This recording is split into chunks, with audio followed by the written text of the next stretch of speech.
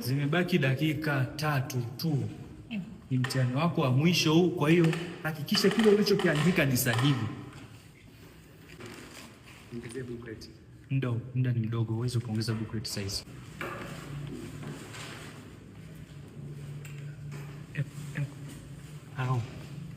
Swali linasema taja mbuga 3 zinazopatikana Tanzania.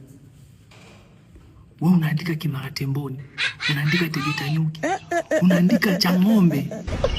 Ni mbuga hizo? My lord. Okay, muda umeisha.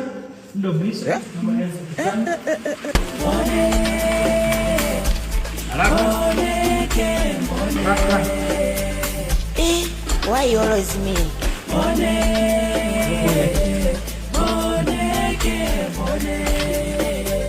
Maskini, kwa nini kila siku mimi?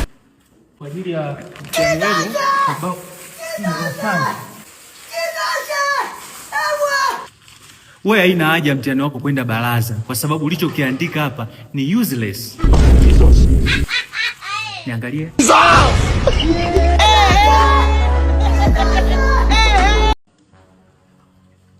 Population. Okay. Position. Jesus. Poverty. Punyeto.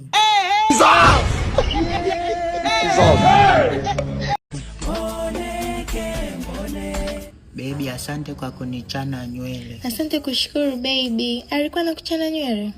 Hapana, alikuwa anichane nywele. Nikisema baby, naomba unichane nywele zimekaa vibaya, alikuwa anasema kama nataka michano niende kwa FDQ. Baby pole. Asante.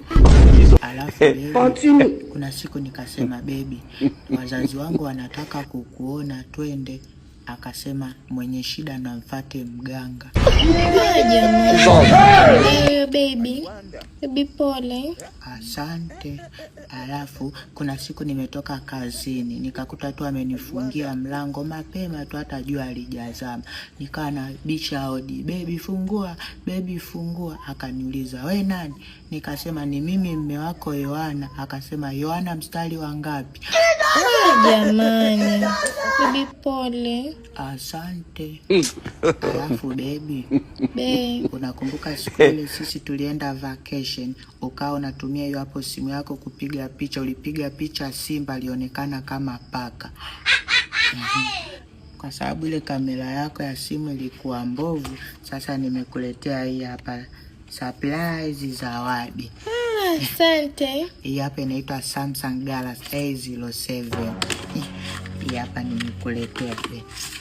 Na hii hapo unavyoiona baby, unaiona display yake kubwa, hata ukiwa una stream video inaonekana vizuri.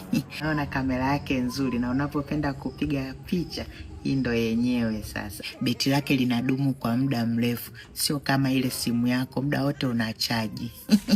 Alafu baby unaniletea brandi za kipekee. Hii hapa ndo Samsung Galaxy A07. Alafu baby, kuna siku nilikuwa naumwa ule pale ugonjwa wa ngozi, ambao ngozi ukikuna tu hivi inatoka unga. Kwa kuna siku nikawa nimekaa sebuleni najikuna hivi, akaniangalia kwa dharau akasema na kuona takadini. Jamani, mkembao baby. Baby pole. Asante. Alafu baby, nilikuwa nakuomba jioni ya leo nipeleke nikabembe. Why you always me? Hivi una akili kweli wewe? Yaani unampiga mtu ngumi ya tumbo, unacheza rafu mapema kabisa unapewa kadi nyekundu. Samani kocha, unamwona yule pale shabiki wa kike yule pale mlembo?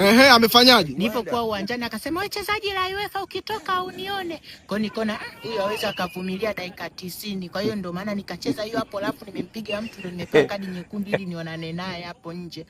Hivi una akili kweli? Yaani unaleta mapenzi uwanjani. Una akili kweli wewe? Samani kocha, alafu kocha unasemaje? alafu captain nilivyokuwa ndani alikuwa ananibebesha mimi hapa mizigo ambayo siwezi. Alikuwa anasema chezaji la UEFA ibebe timu. Sasa afadhali nimetoka saizi, nataka nikaite gari, na sio gari, tunataka niliite lori lije liwabebe wachezaji. Kwa na maana hiyo, wewe una akili kweli wewe? Alikuwa anamaanisha kwamba ubebe timu maana yake ucheze vizuri uwanjani ili timu ipate ushindi. Okay, samani. Hivyo wewe ni mchezaji kweli wewe? Ndiyo, mimi wananiita MC Mboneke aka chezaji la UEFA au kipenda niite chezaji la Afcon. Utacheza Afcon wewe? Afcon unaijua vizuri wewe? Haya, kama usikini sio muongeaji sana. Uzuri DStv sasa wamepunguza bei kwa ajili watu wa kuenjoy sasa Afcon 2025 ambayo inaanza Disemba hii hapa tarehe 21 mpaka tarehe 18 Januari. Sasa DStv wamepunguza bei. Dikoda peke yake unapata kwa shilingi 25,000 badala ya 39,000. Ukitaka dikoda na dishi unapata kwa shilingi 65,000 badala ya 99,000, ili watu wa enjoy Afcon 2025 ambayo inaanza Disemba hii hapa. Sasa na hiyo kamba ni ya nini hiyo? Naona hiyo kamba ilikuwa ni ya nini hiyo kamba? Bora umenikumbusha aise. Captain kabla sijaingia akasema chezaji la UEFA leo hakikisha unafunga goli. Ndio nimesahau kufunga goli. Ulitaka ufunge goli na kamba? Umejuaje?